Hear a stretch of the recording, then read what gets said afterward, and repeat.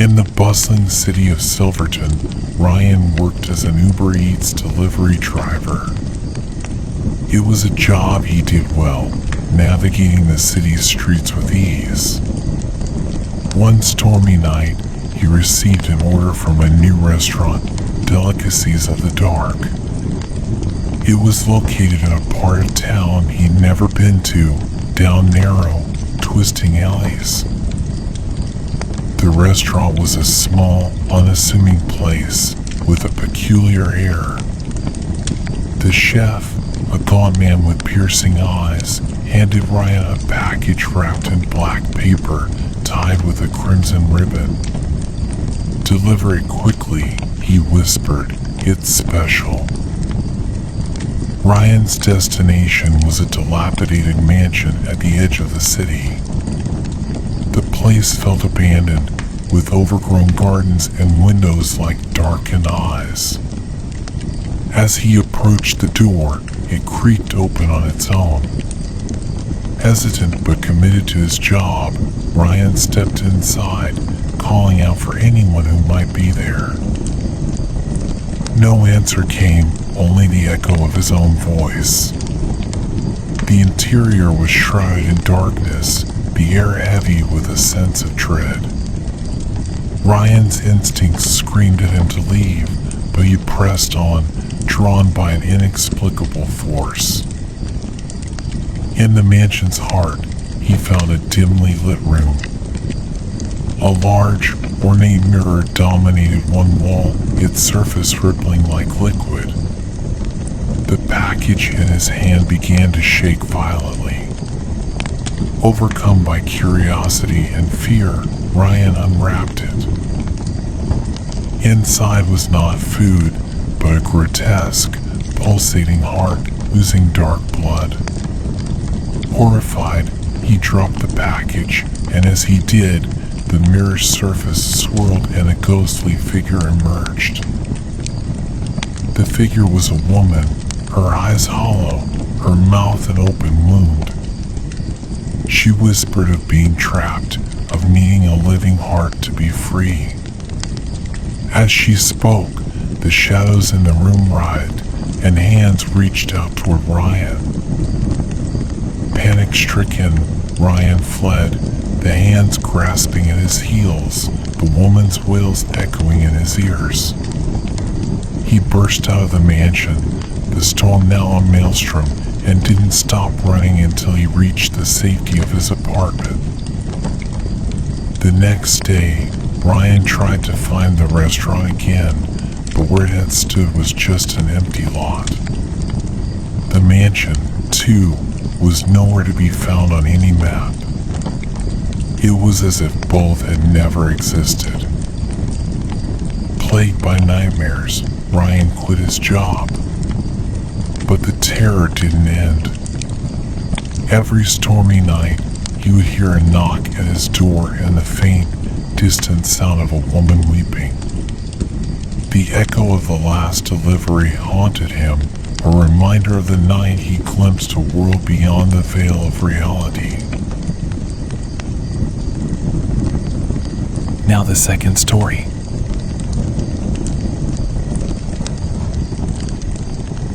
Ethan, a college student in the sleepy town of Elmwood, worked part-time as an Uber Eats delivery driver. His nights were usually uneventful, delivering to familiar addresses and faces. However, one fog-laden October night, he received a peculiar order from an app glitch, no restaurant name, just an address for the delivery and a single item listed as your deepest fear. Intrigued and assuming it was some Halloween prank, Ethan accepted the order. The address led him to the outskirts of Elmwood, to a decrepit house he had never noticed before. Its windows were boarded up, and the garden was overrun with wild thorns. As he approached, the front door creaked open, revealing a dark, empty hallway. Ethan stepped inside, calling out for anyone present. Silence answered him. The air was cold, and a faint, unsettling smell lingered, like decay. The house seemed to groan as he walked through it, his footsteps echoing in the stillness. He found himself in a kitchen where an old-fashioned phone sat on the table. It rang suddenly, startling him. Ethan answered, and a hoarse voice whispered, "Leave the package and go. Do not turn around." Ethan noticed a package on the table, wrapped in black paper. He realized it was the same package he had supposedly delivered. Confused and frightened, he dropped the phone and ran back to the entrance. As he reached the door, he heard footsteps behind him, growing louder, closer. He didn't dare look back. Bursting out of the house, he sped away on his bike, not stopping until he reached the safety of his apartment. Once home, Ethan tried to convince himself it was just a prank, but he couldn't shake the feeling of being watched. The next day, Ethan decided to investigate. He drove back to the address, but in its place was an empty lot overgrown with weeds. No sign of the house remained. That night, as Ethan tried to sleep, he heard a sound outside his window. Looking out, he saw a figure standing in the street, staring up at his apartment.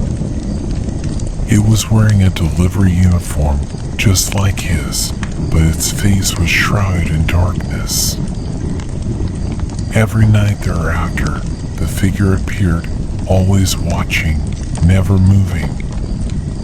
Ethan's orders began to change too. Every delivery led him to deserted locations where the same black package awaited him. Plagued by paranoia and fear, Ethan quit his job, but the midnight visits didn't stop. He knew he was trapped in a cycle he didn't understand, a cycle that began with that mysterious midnight order, an order that delivered not food, but fear itself. Now the third story.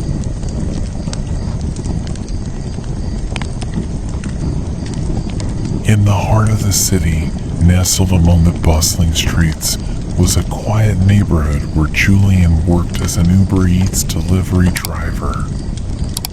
One stormy night, Julian received a strange order from an unlisted restaurant simply named The Feast. It was in a part of town he hadn't ventured into before, down narrow, labyrinthine alleys.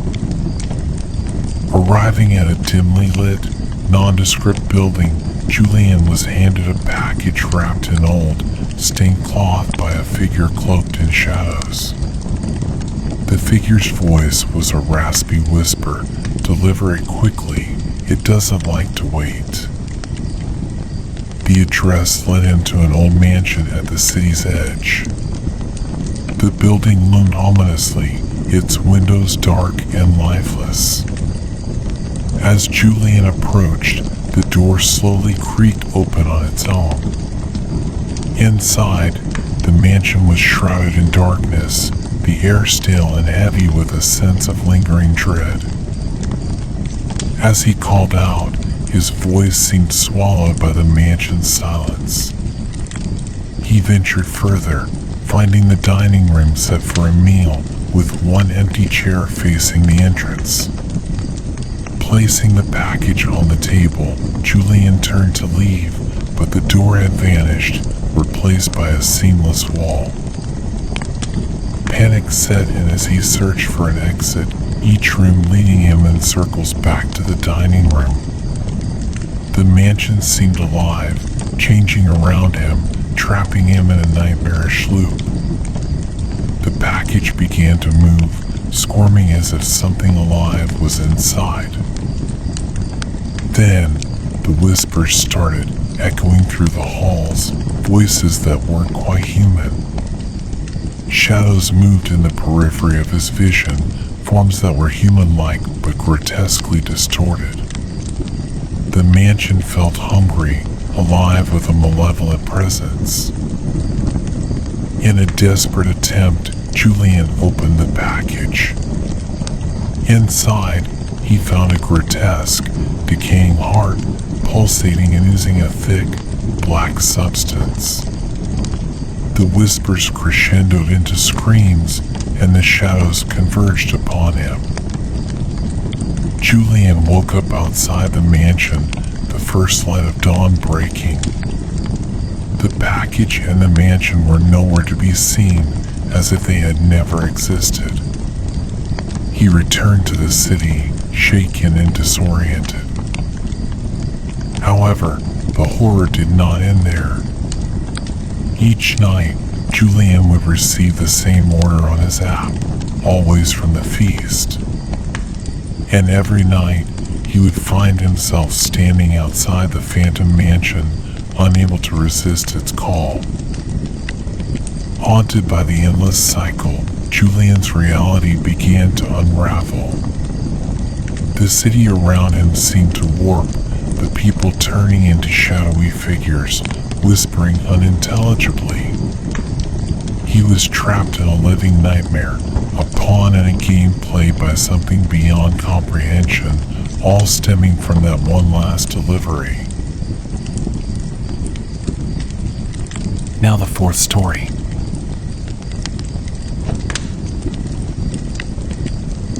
In a sprawling metropolis, where the night never sleeps, Adrian worked as an Uber Eats delivery driver. He enjoyed the solitude of the late-night shifts, the city's neon lights his constant companions. One peculiar night, Adrian received an order from a restaurant he'd never heard of before, the Whispering Diner. Its location was in a derelict part of town, long forgotten by the bustling city. Upon arrival, the diner was shrouded in darkness, save for a single flickering light in the kitchen. An eerie figure emerged, handing Adrian a nondescript package with an unsettling smile. "Deliver it quickly, and don't look inside," the figure rasped. The address was to an old apartment building, one that Adrian recalled being condemned years ago. As he approached, the building seemed to groan under its own weight, the windows like watching eyes. The lobby was deserted, with layers of dust and an oppressive, musty odor. Adrian found the apartment number, but as he knocked, the door creaked open, revealing a pitch-black abyss. A cold wind whispered past him, carrying faint, discordant melodies like a music box playing in the distance. Compelled by an unknown force, Adrian stepped inside. His eyes slowly adjusted to the darkness, revealing a decrepit living room. The walls were adorned with archaic symbols, and in the center lay a circle of candles, long extinguished. The package in Adrian's hand began to tremble. Overcome with a mix of fear and curiosity, he opened it. Inside was a small, antique music box, its craftsmanship exquisite but ominous. As he wound it up, it played a haunting melody, one that seemed to seep into the very walls of the apartment. Suddenly, the room filled with ghostly apparitions, their faces contorted in silent screams. The symbols on the walls glowed with a sinister light, and the air became thick with the smell of decay. Adrian tried to flee, but the door had vanished. The apparitions circled him, their whispers growing into a cacophony. Each ghostly figure seemed to relive their last moments, their deaths violent and disturbing. In the midst of the chaos, the music box cracked, its melody turning into a piercing screech. As it reached its climax, the apparitions and the room itself dissolved into darkness. Adrian awoke outside the apartment building, the first light of dawn peeking over the horizon. The package was gone, and the Whispering Diner was nowhere to be found on his app. It was as if the night's events had been a terrible dream. But the horror didn't end there. Every night, at the stroke of midnight, Adrian would hear the faint melody of the music box, no matter where he was. And in the shadows, he'd catch glimpses of those ghostly figures, forever bound to the echoes of their last whispers, a haunting reminder of the forgotten order. Now the fifth story.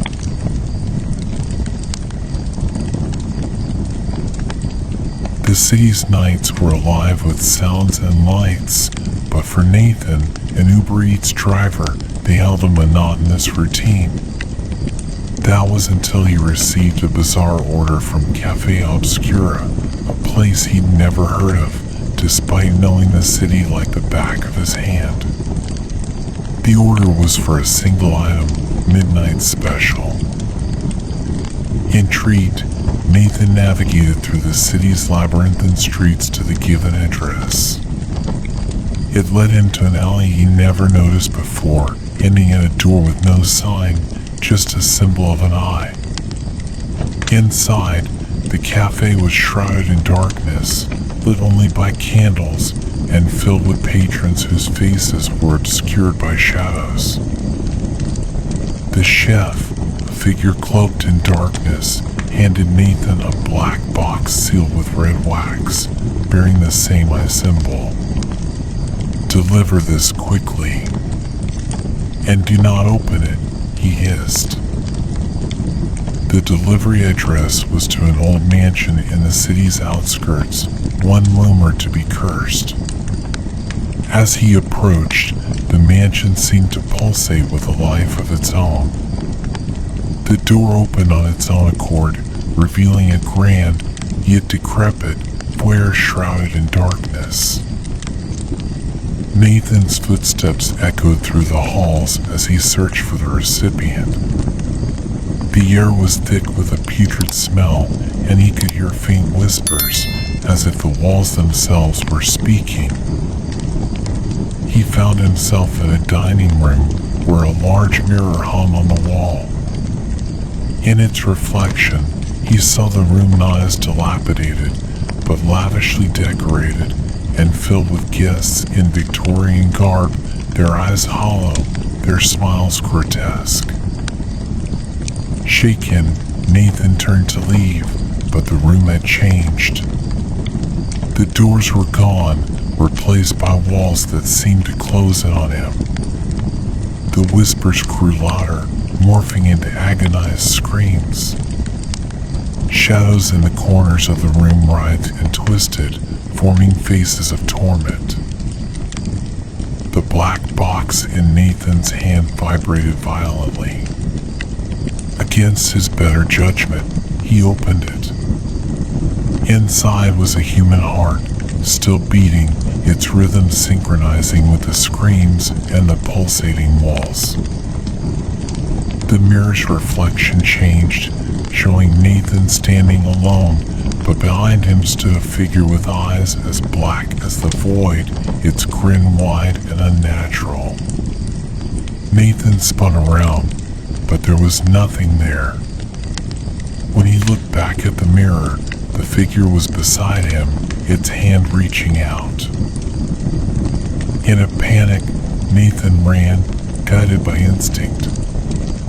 He found himself outside, the mansion now silent, the night calm. He drove away, not daring to look back. But the terror didn't end. Each night, at exactly midnight, Nathan's reflection would change, showing the figure standing behind him, closer each time. And in the deepest hours of the night, he'd hear the faint, unmistakable sound of a human heart beating, synchronized with his own. Now the sixth story.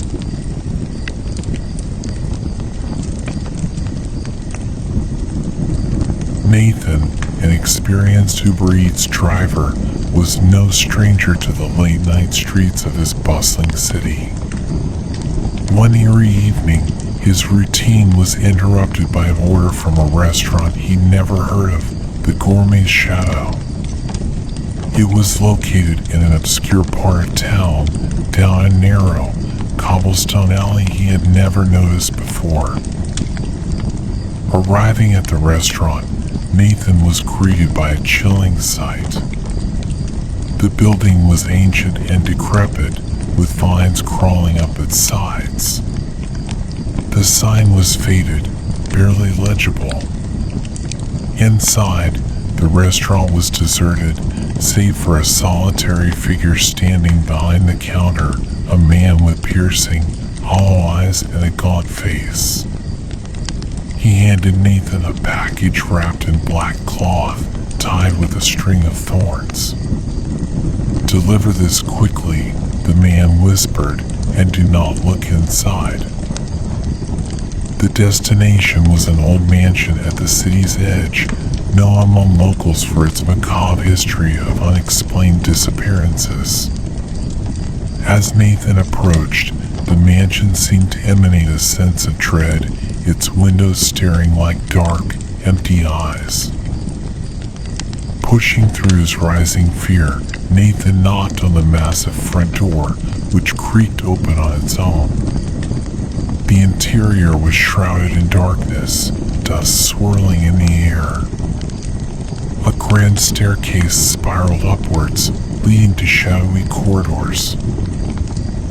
Nathan's footsteps echoed through the halls as he searched for the recipient.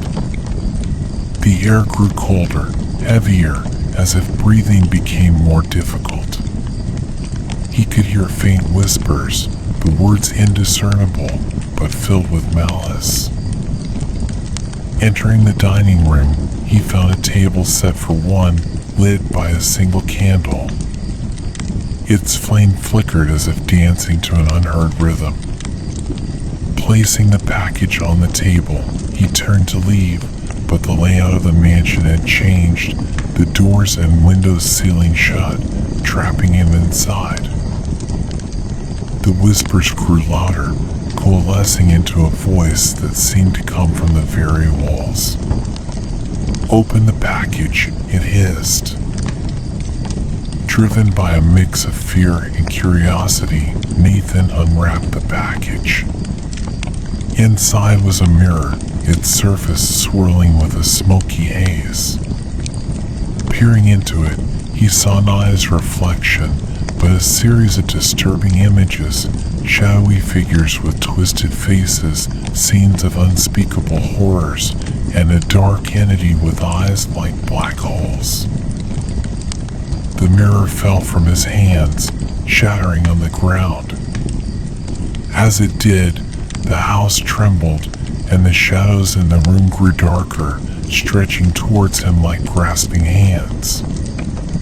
The voice laughed, a sound that chilled Nathan to his core. Fleeing the room, Nathan found himself lost in a labyrinth of corridors, each turn leading him deeper into the mansion's heart. Portraits on the walls seemed to watch him, their eyes following his every move. After what seemed like hours, he stumbled upon a hidden library.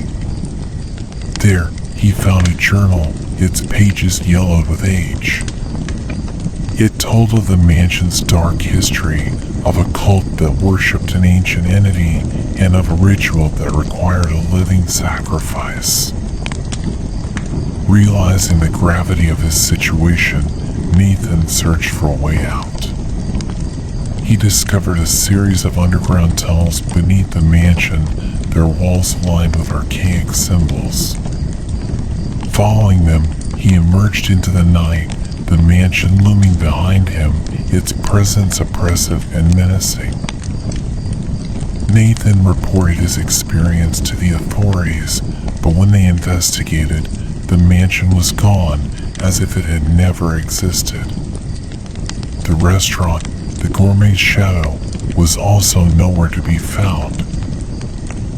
Haunted by the night's events, Nathan quit his job, but the horrors he witnessed followed him.